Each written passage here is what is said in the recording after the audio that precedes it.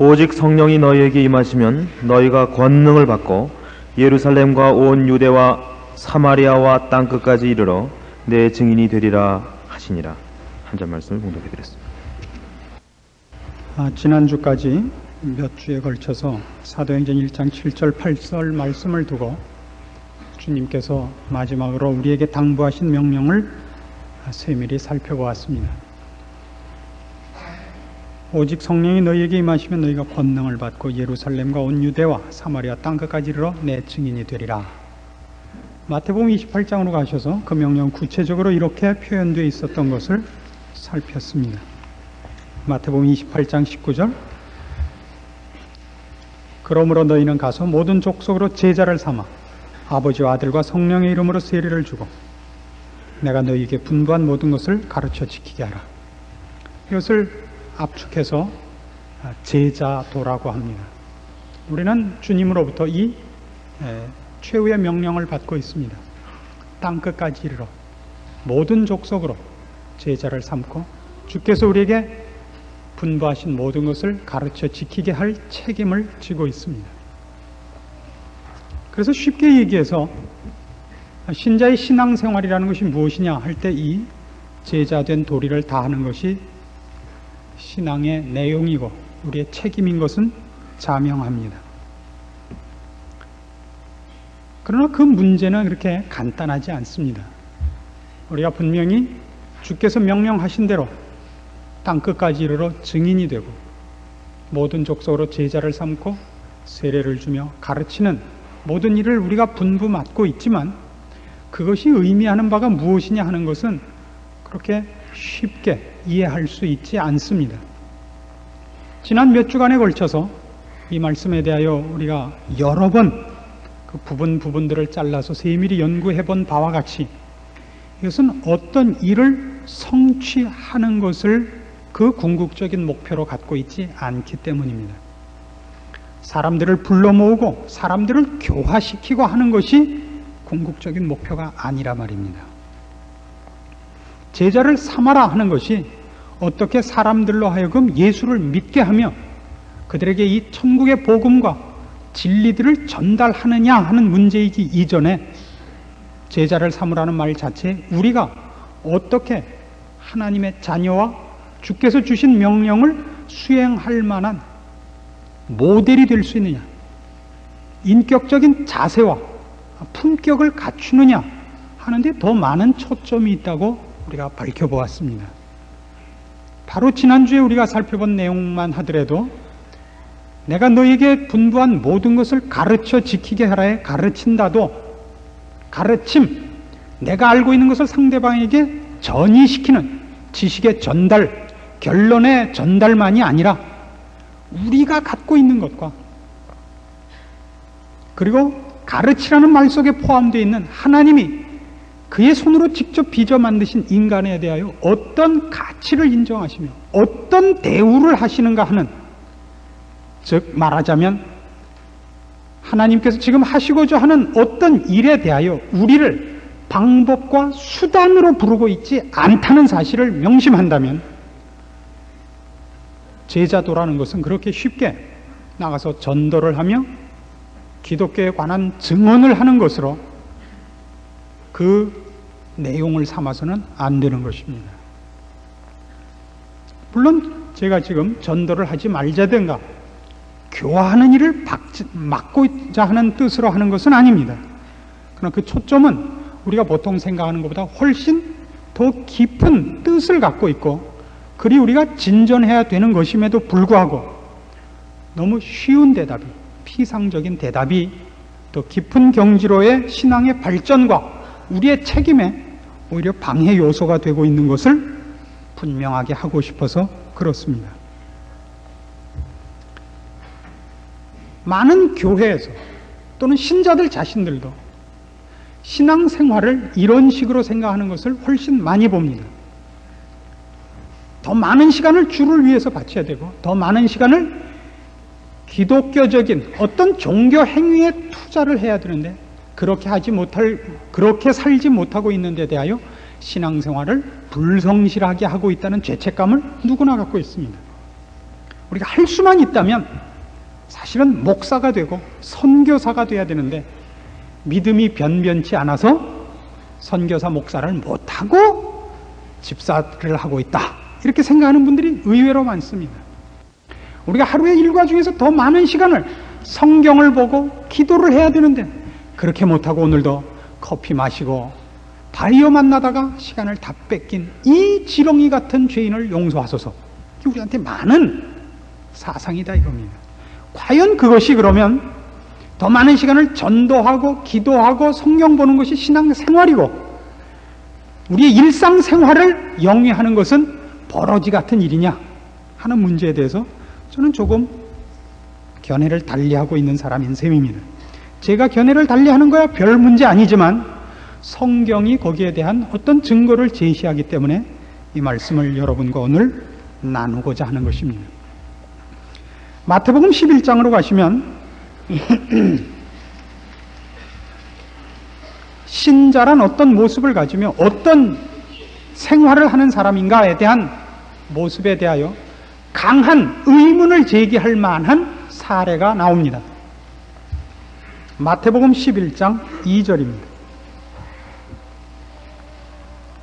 요한이 옥에서 그리스도의 하신 일을 듣고 제자들을 보내어 예수께 여짜오되 오실 그이가 당신이오니까 우리가 다른 일을 기다리오리까.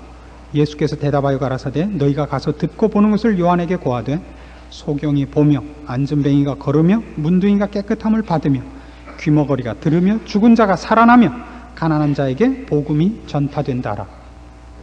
세례 요한입니다. 지금 여기 등장하는 요한은, 세례 요한은 그의 전생애의 유일한 사명이 저분이 메시아다 하는 그 지적 하나를 위해서 태어난 사람입니다.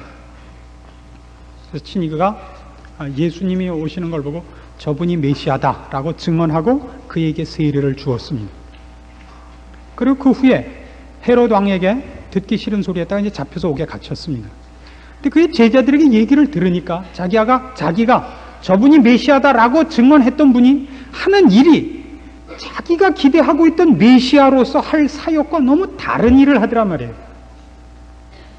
그래서 의심이 덜컥 생긴 겁니다. 당신이 정말 메시아가 맞습니까? 라는 질문을 제자를 통해서 하게 됩니다. 이 문제는 지금까지도 이스라엘 백성들에게 올무가 돼서 이스라엘 백성들이 예수 그리스도를 메시아로 인정하지 않고 선지자로만 인정을 하고 아직도 메시아를 기다리는 이유와 동일한 이유가 됩니다. 그러니까 이스라엘 백성이나 지금 이 세례 요한이나 메시아, 즉 메시아란 뜻은 메시아는 히브리어로 메시아가 이 헬라어로는 그리스도입니다. 메시아나 그리스도나 같은 뜻이고 그 말은 기름 부음을 받은 자란 뜻입니다. 성경이 구약 서두부터 하나님께서 그의 특별한 종을 보내요. 특별한 일꾼을 보내요. 이스라엘 백성을, 하나님의 백성을 회복시키리라 라는 약속을 서두부터 해오고 있습니다. 근데 그분이 오셔서 자기네들을 해방하며 자기네들에게 주실 복, 하나님께서 그들에게 허락하실 은총을 어떻게 기대를 하고 있느냐 하면 정치적이고 경제적이고 사회적이고 현실적인 것으로 이해를 하고 있습니다.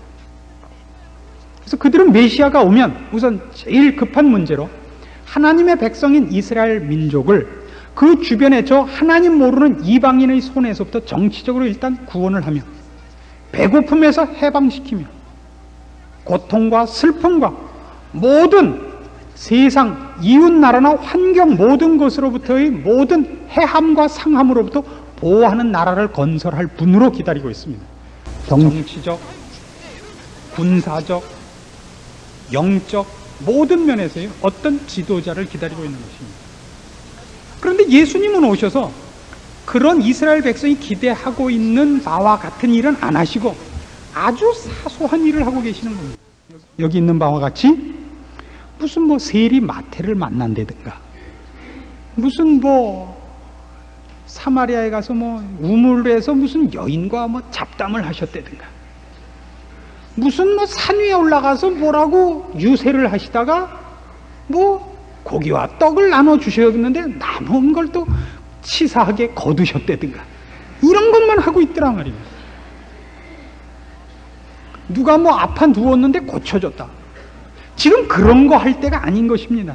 물론 우리가 지금 예수님에 대해서는 이미 성경을 통해서는 우리가 믿기로 결정을 하고 나서 보니까 이게 삼삼한 걸로 보이지만 그때 입장으로 보십시오. 지금 어떻게 가서 나라를 구하고 나라 경제를 이렇게 해야 될 사람이 째째하게 와갖고 어느 집 뭐 와서 뭐 지붕 새는데 지붕 고쳐주고 뭐 애 감기 들었는데 열 재고 있냐 말이에요. 지금 나라를 구할 사람이, 한 민족을 구해야 될 사람이, 그러니까 당황한 것이죠.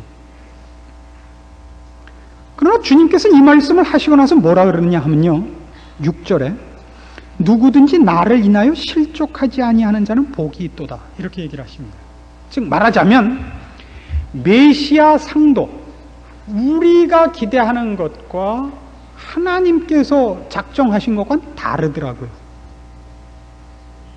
이 얘기를 꺼내는 것은 우리가 우리의 신자상을 마음속에 결정할 때 어쨌든 아버지께서 요구하시는 명령에 의해서 신자상을 만들 것 아닙니까? 근데 하나님께서 우리에게 요구하시는 것 이전에 우리같이 버러지 같은 인간들 말고 훨씬 중요한 성자 하나님을 이 땅에 보내셔서 시키신 일에 대해서도 인간들의 기대와 하나님이 시키신 일과 이렇게 다르더라고요.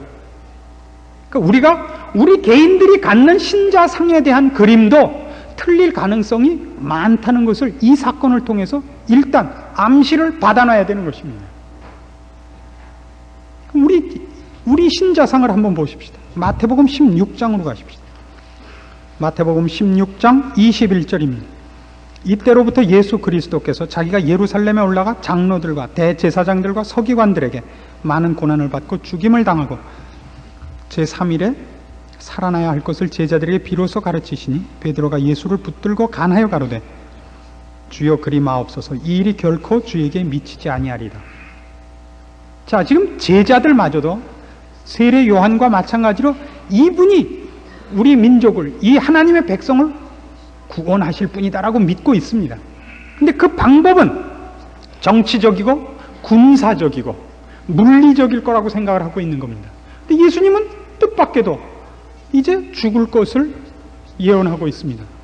그러니까 베드로가 뭐라 그러냐면 주님이 혼자서 다 하시지 못할 것 같아갖고 미리 좌절하지 마십시오. 우리도 별 힘은 되지 않겠지만 있는 힘을 다하여 편을 들 테니까 이 일이 되고야 말 것입니다. 걱정 마시고 힘을 내십시오라고 옆에서 힘을 북돋우고 있습니다. 베드로가 한 말을 잘 생각해 보십시오. 호기일을 하다 주님이 힘이 모자라고 위기에 처한다 할지라도 우리가 절대 이 일을 포기하지 않고 편을 들고 옆에서 협력을 할 테니까 메시아시여 고종하시옵소서, 이렇게 된 거 아닙니까? 주님이 뭐라고 대답했죠? 그 문제에 대하여 23절 예수께서 돌이키시며 베드로에게 이르시되 사단아 내 뒤로 물러가라. 너는 나를 넘어지게 하는 자로다. 네가 하나님의 일을 생각지 아니하고 도리어 사람의 일을 생각하는도다. 그러니까 지금 베드로가 상상하고 있는 메시아의 사역과 그의 부름을 입은 제자들, 내 역할, 그 그림과 하나님께서 예수 그리스도에게 명하시고 주께서 이 땅에 오셔서 하는 일과에 얼마나 큰 차이가 있길래 뭐 80점이다 60점이다 40점이다가 아니라 사탄하겠느냐 말이에요. 사탄하겠느냐, 그의 답이 빵점도 아니잖아요. 마이너스 무한대로 간 거예요. 점수가 어떻게 된 게.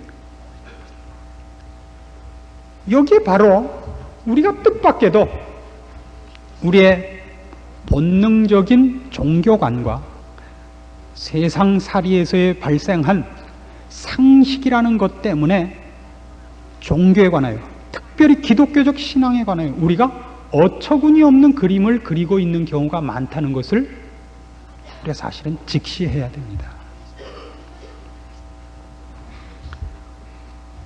우리는 이 오늘 본 본문 말씀같이 사도행전 1장 8절이나 마태복음 28장 19절 20절에 있는 것 같이 그렇다, 우리가 할 일은 다른 것이 아니라 이 복음을 전하는 것이다, 이렇게 쉽게 생각할 수 있습니다. 옳은 일입니다. 그러나 그 일을 앞에서도 여태껏 말씀드린 바와 같이 하나님께서는 우리를 소모품으로 쓰거나 수단과 방법으로 동원하여 그 일을 이루시고자 하는 분은 아닌 것입니다. 여기가 이제 이 문제를 풀어나갈 수 있는 정당한 힌트라고 생각을 합니다. 만일 하나님께서 우리를 땅끝까지 이르러 내 증인이 되라, 너희는 모든 족속으로 제자를 삼아라 하는 것을 일과 그 일의 성취라는 입장에서 우리를 요구한 것이라면 거기에 가장 필요한 것은 능력밖에 없어집니다. 그렇죠? 하지만 일종의 기능직이 됩니다. 우리의 신자상은 실력과 재능이 전부가 되어야 됩니다. 뜻밖에도 마태복음 7장으로 가시면 이 부분에 대하여 성경은 몹시 커다란 반발을 하고 있는 것을 만나게 됩니다. 마태복음 7장 21절부터 봅시다. 나더러 주여 주여 하는 자마다 천국에 다 들어갈 것이 아니요 다만 하늘에 계신 내 아버지의 뜻대로 행하는 자라야 들어가리라. 그날에 많은 사람이 나더러 이르되 주여 주여 우리가 주의 이름으로 선지자 노릇하며 주의 이름으로 귀신을 쫓아내며 주의 이름으로 많은 권능을 행치 아니하였나이까 하리니 그때 내가 저희에게 밝히 말하되 내가 너희를 도무지 알지 못하니 불법을 행하는 자들아 내게서 떠나가라 하리라. 여기 능력이라는 차원에서는 가장 뛰어난 세 일이 제시되고 있습니다. 선지자, 귀신 쫓아내는 일, 권능을 행한 일. 만일 제자도라는 것이 일을 성취하는 것이라면 이것보다 더 필요한 것은 없습니다. 그러나 주님께서는 이 일을 한 자들에 대하여 이 일을 그들이 목표로 삼았다고 되어 있지 않습니다. 권능을 행치 아니하였나이까 이렇게 행한 사람들입니다. 그럼에도 불구하고 주님께서 내가 너희를 도무지 알지 못한다고 꾸짖으시겠다고 했습니다. 그러면서 이 문제를 처음에 무엇 때문에 등장시키시느냐 하면 21절에 있는 것 같이 나더러 주여 주여 하는 자마다 천국에 다 들어갈 것이 아니요 다만 하늘에 계신 내 아버지의 뜻대로 행하는 자라고 못을 받고 있습니다. 그럼 이제 이 같은 제자도라는 이 분명히 엄연한 주님의 명령을 앞에 놓고 우리가 그것을 어떻게 이해해야 되며 주님께서 도대체 어떤 의도와 어떤 목적과 어떤 요구를 우리에게 한 것이냐를 주님의 의도대로 파악할 필요를 느껴야 합니다. 분명히 우리는 지난 몇 주간에 걸쳐서 살펴본 바와 같이 본문이 일에 관한 문제 이전의 문제라는 것을 파악했습니다.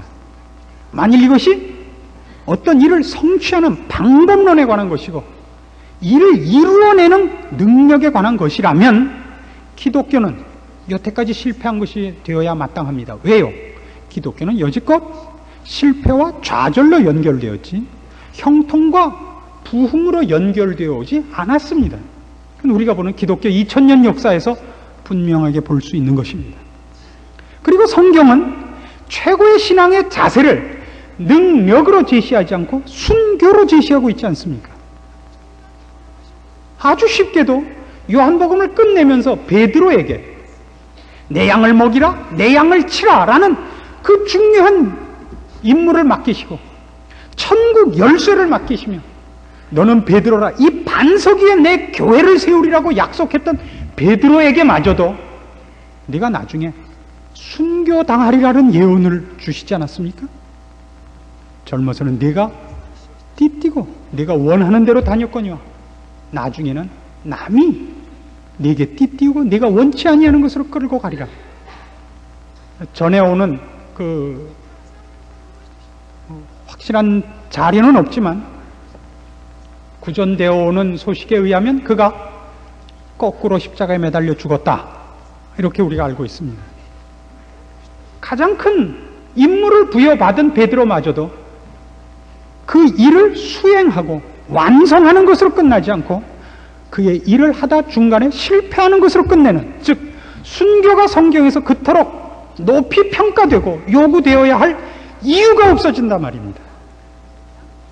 만일 능력에 관한 문제라면. 그래서 우리는 이 문제에 대하여 훨씬 더 깊은 통찰력을 가져서 신자상, 그리고 신앙 생활이라는 문제에 대하여 정확한 개념을 소유할 필요를 느낍니다. 이 문제를 이해하기 위하여 제가 몇 가지 예를 들겠습니다. 우선 군인을 예를 드는 것이 이해하기 좋을 것 같습니다.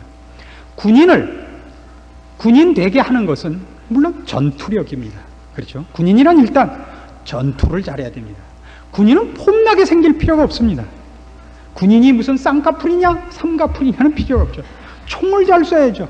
군인이면 일단 눈이 큰 것보다 총을 잘 쏘는 게 낫습니다. 키가 작으냐 크냐는 아무 소용이 없습니다. 총검술을 잘하는 쪽이 100번 낫습니다.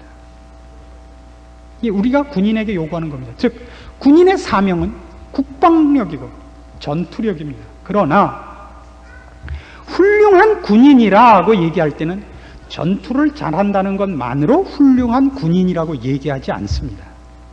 그렇죠? 훌륭한 군인이라고 할 때는 도대체 무엇을 가지고 훌륭한 군인이라고 합니까? 훌륭한 군인. 그는 군인답다 그럴 땐 무엇을 가지고 군인이라고 그래야 되는 겁니까? 그건 훨씬 전투력만으로 따지지 않는 더 많은 전인격적이고 생활 전반에 걸친 그의 자세와 인생관과 원리와 실천력을 가지고 따져야 됩니다. 물론 하나의 전투를 얘기한다 할지라도 전투를 못하면 일단 군인은 안 됩니다. 아무리 다른 데서 품격이 뛰어나고 박학하고 뭐 대단해도 전투를 할 줄 모르는 군인이라는 건 상상할 수 없습니다. 그러나 전투만으로 군인을 평가하진 않는단 말입니다. 전투를 잘하는 군인은 그 전투의 승리가 그의 사명감, 애국심의 결과로서 전투를 잘한 것일 때에 평가하는 것입니다. 전투력이라는 기능만으로 그를 훌륭한 군인이라 그러지 않습니다. 우리는 기능만으로 전투를 잘하는 사람들을 용병이라 그럽니다. 용병은 아무리 전투를 잘해도 훌륭하다고 그러지 않습니다. 전투를 잘했을 뿐입니다. 그가 그 전투를 하는 것은 애국심이나 그의 책임 때문이 아니라 돈을 버는 수단으로서 전투를 잘한 것에 불과하기 때문에 전투력을 인정하되 그를 훌륭한 군인이라고는 절대 얘기하지 않습니다. 훌륭한 군인은 그래서 때에 따라 전투에 실패하는 한이 있어도 그가 어떻게 그의 힘을 다 쏟았는가, 어떻게 나라를 위하여 개인적인 모든 것을 포기했는가로 말미암아 전투의 승패와 관계없이도 훌륭한 군인이라는 평가를 할 수 있습니다.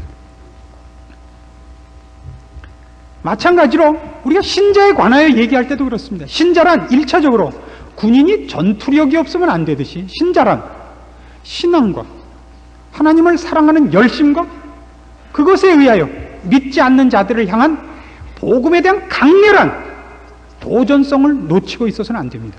그걸 놓고 있으면 일단 신자가 아닙니다. 허우대 멀쩡한 거 가지고 신자라 그러지는 않습니다.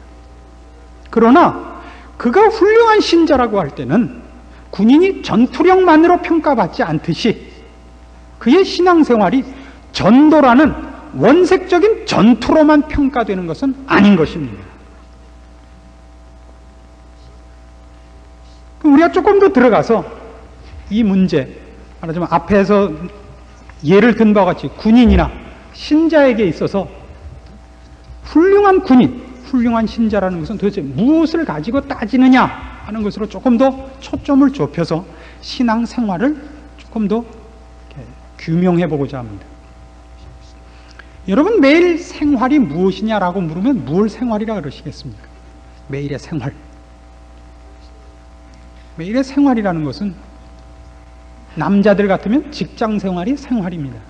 바이어 만나고 윗사람한테 싫은 소리 듣고 아랫사람 때문에 짜증나고 하는 거, 그게 일입니다. 그게 매일의 생활입니다. 부인들은 어떤 것이 일입니까? 부인들의 일은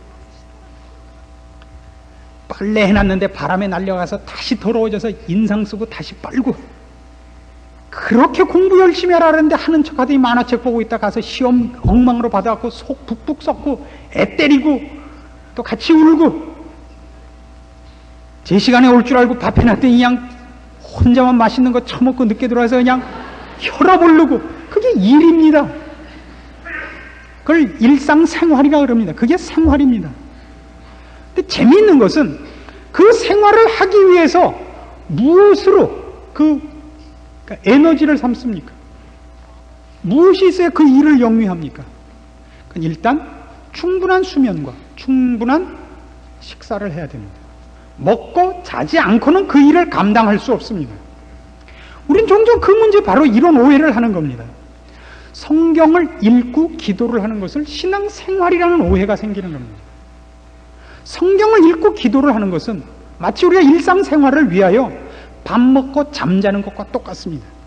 기도와 성경을 보는 것은 영적인 양식을 공급받는 겁니다. 근데 하루에 뭘 합니까? 저는 먹고 자요. 그러듯이 신앙생활을 어떻게 하십니까? 기도를 3시간 하고요. 성경을 3시간 봐요.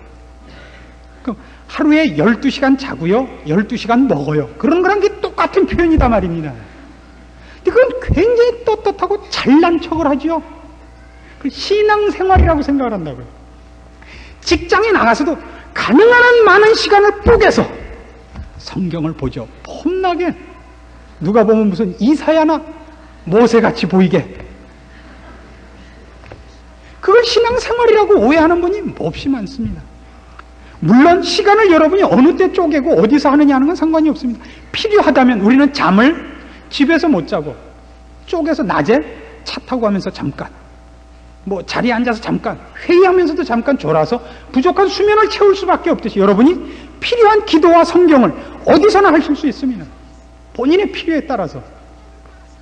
가장 좋은 것은 규칙적으로 먹고 규칙적으로 자는 것이듯 영적인 문제에서도 규칙성이 좋습니다. 그러나 우리는 그것을 일이라고 생각하고 있기 때문에 그게 신앙생활이라고 생각하고 있기 때문에 가능한 일상생활에 종교적인 시간을 확충하는 것으로 신앙생활을 한다고 오해하고 있는 것입니다.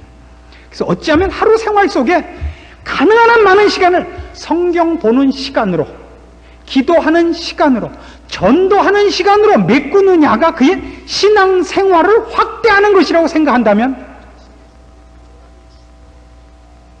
싫습니다. 그렇게 하지 마십시오. 그건 신앙생활이 아니고 프랑스 사람 점심 먹는 것과 같은 겁니다. 게으르고 사치스러운 일입니다. 마찬가지로 군인이 그의 그된 잘남을, 훌륭함을 전투력을 가지고 증명을 하는 것이 몰상식한 것임을 또한 똑같은 입장에서 이해하셔야 됩니다. 군인들에게 우리가 병기를 맡겨놓은 것은 적을 향하여 쏘라고 맡겨놓은 것입니다. 군인이 자신의 훌륭함을 나타내는 것은 총 쏘는 솜씨로 나타내서는 안 됩니다. 전쟁시면 전투력으로 자신을 증명하겠지만 전쟁시가 아닌 때는 다른 것으로 자신을 증명해야 됩니다. 전쟁 시기가 아닌 때에도 권총 갖고 자기를 증명한다면 그건 가난한 사람입니다. 인격적으로. 그렇지 않습니까? 마찬가지로 신자가 자기의 신앙인인 것을, 신앙인의 격을 전도와 모든 사람 모였을 때 울면서 기도하는 것으로밖에 자기를 증명할 수 없다면 가난하고 유치한 것입니다.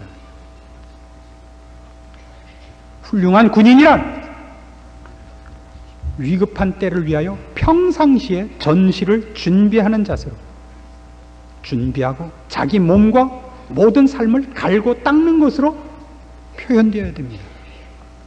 그가 자식을 무엇을 가장 중요하게 가르치며 무엇을 준비시키며 자기 몸을 어떻게 개인 소유로가 아니라 국가적인 사명에 의하여 자신을 보존하며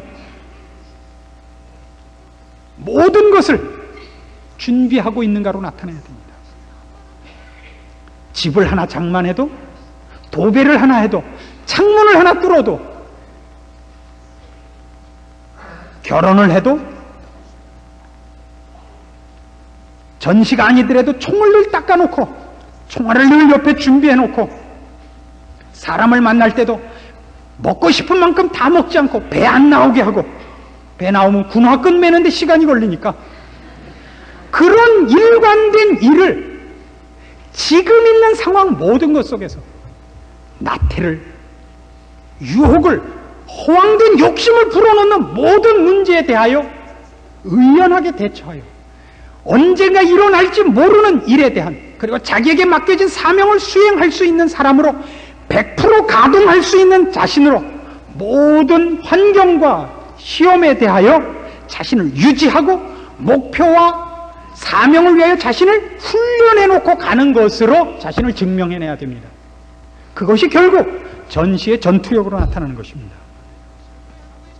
증명을 하라 그러면 늘 공산당 하나 데려와봐, 내가 쏴 죽일게, 이건 가난한 것이란 말입니다. 신자의 신앙에 있어서도 그의 신앙의 신앙 생활이다, 신자상이라는 것은 꼭 어떤 나는 기독교인이고 너는 이방인이다, 너는 불신자다, 나는 지금이라도 공산당이 쳐내려와서 따발총을 대갈통에 겨누고 너 예수 믿으면 죽여 그러면 나는 믿을래요, 이렇게밖에 자신을 설명할 수 없다면 가난 무쌍하고 유치 무쌍한 신앙이다 이겁니다. 그건 우리의 자세고 분명한 핵심입니다마는 그것이 그런 상황이 아닌 모든 상황에 대해서도 흔들리지 않는 목표로, 자세로, 기름치고 닦고 조이고 유비무환의 자세로, 지금은 그런 상태가 일어날 것 같지 않은 모든 상황에서도 자신을 훈련시키고 나태와 시험과 유혹을 이겨내는 것으로서 가정생활에서, 자식을 가르치는 것에서, 돈놀이하는 것에서, 먹는 문제에서, 모든 것에서 절제와 한 방향으로의 자기 가꿈, 지킴, 전진이라는 것으로 나타나야 되는 것입니다. 그래서 신앙생활은 훨씬 그것이 원색적으로 드러나야 되지 않는 곳에서의 싸움이 더 큽니다. 마치 권투 선수가 링에 오르기 전에 승패가 결정 나듯이 신자도 싸움이 드디어 핍박하고 협박하는 자들이 와서 우리를 예수 믿을래 안 믿을래 라고 공격하기 이전의 문제, 주일날 교회 가느냐 안 가느냐의 문제보다 더 감춰져 있고 속이고 있고 진짜 싸움이 밖으로 드러나지 않는 문제들, 자식에게 무엇을 가르칠 것인가, 옷을 해입어도 어떤 색깔을 고를 것인가, 화장을 어느 만큼 할 것인가, 이웃과 만났을 때 뭐라고 반응할 것인가, 집을 사고 팔 때, 이런 사소한 문제에서 우리가 시험받고 있다는 것을 알아야 되는 겁니다. 그것이 신앙생활입니다.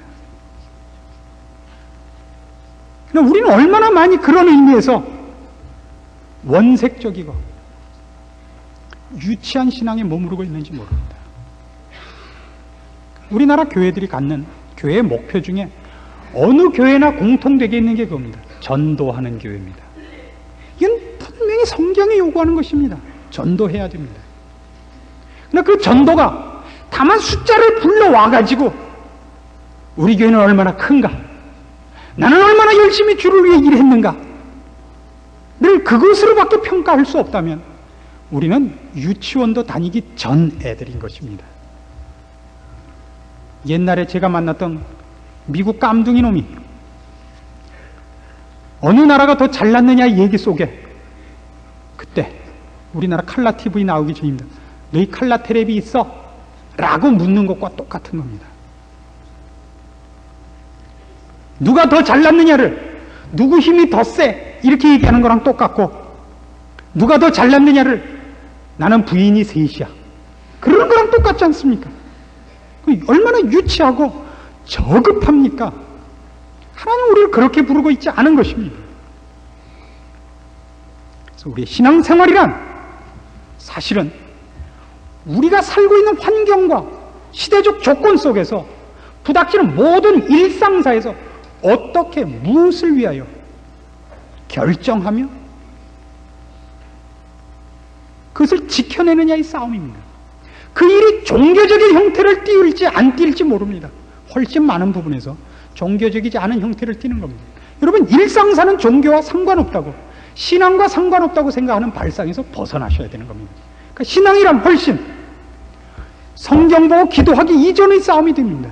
성경 보고 기도한 것이 여러분을 자식 교육시키는데, 이웃사람과 대화하는데, 거기에서 신자다운 모습으로 여러분을 바꿔내셔야 되는 겁니다.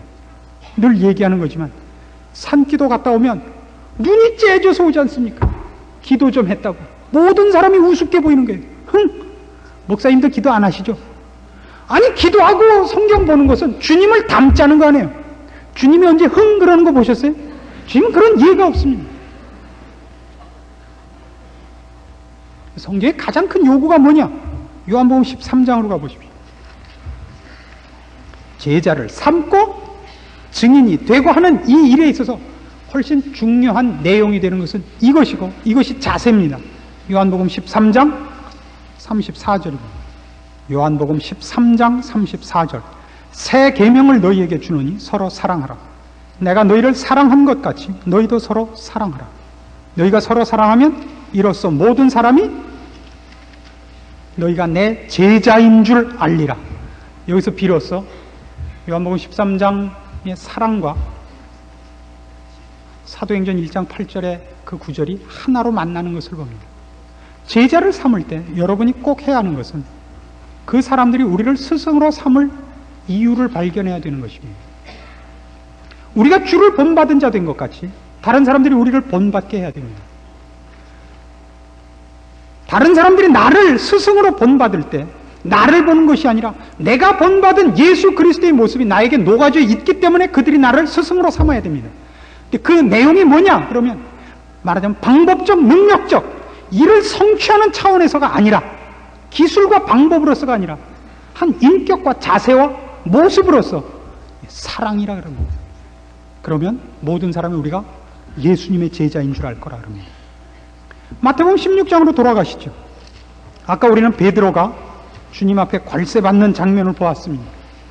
베드로의 그 틀린 신자상, 신앙의 내용에 대하여 주님은 정답을 이렇게 제시합니다.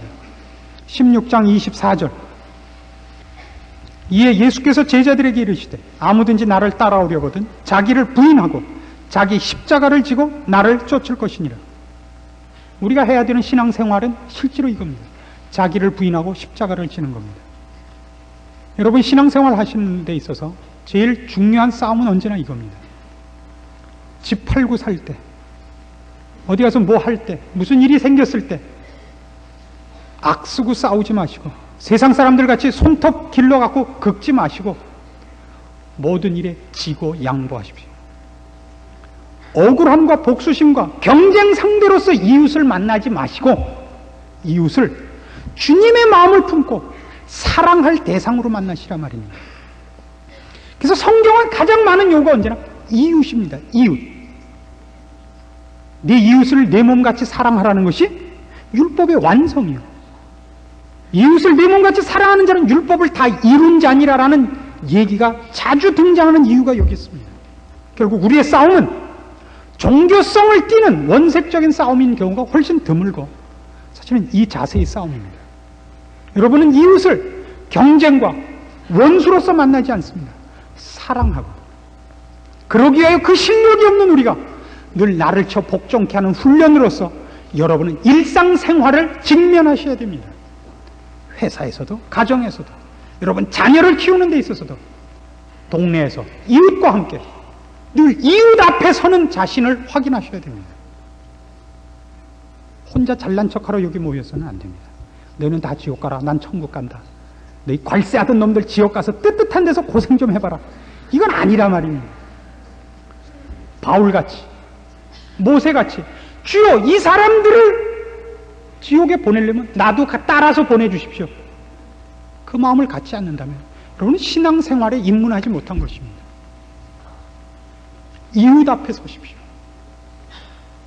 그들 앞에 종교적인 원색적인 싸움을 놓고서 증명하지 마시고, 다른 모든 문제에서, 사소한 문제에서, 테니스 치다가 인이냐 아웃이냐 싸울 때, 아 그래요? 제가 잘못 봤군요. 그걸 하시라 말입니다. 당신 예수 믿을 거야 안 믿을 거야? 눈깔 부릅뜨고 가서 이렇게 싸우지 말고, 그러면 어느 날 그들이 다 마음이 녹아서 옵니다. 여러분 마음에 있는 그리스도를 발견하게 하셔야 됩니다. 이웃 앞에 서십시오. 그렇다고 매일 떡해서 돌리고 쪼다짓 하지 마십시오. 그런 뜻이 아니에요. 우리의 신앙이 이 싸움으로 가야 됩니다. 이것이 훨씬 어렵습니다. 훨씬 어렵습니다. 여러분이 우리들 마음에 본질적으로 사랑이 없으며 양보가 없으며 우리가 죄인이라는 것을 더 많이 느끼고 더 많은 좌절을 맛볼 것입니다. 그래서 더 많이 기도하셔야 될 겁니다. 이것이 진정한 신앙생활입니다. 기치를 내걸고 의장복을 입고 잘난 척하고 흰말 타고 가는 것이 신앙생활이고 신앙의 전투가 아닙니다. 보이지 않는 곳에서 각자의 싸움이 있으며 은밀한 중에 지켜보시는 하나님 앞에서 하나님이 요구하신 길이 있음을 여러분 기억하셔야 됩니다. 나도 선교사같이 어느 장로님같이 이런 뚱딴지 같은 생각하지 마시고 지금 여러분의 가정, 여러분의 동네, 거기야말로 여러분의 전투지요. 하나님이 여러분을 훈련시키시며 요구하신 터전인 줄 생각하셔야 됩니다. 남편에게 잘하시고 아내에게 잘하시고 자식에게 잘하고 이웃에게 잘하십시오.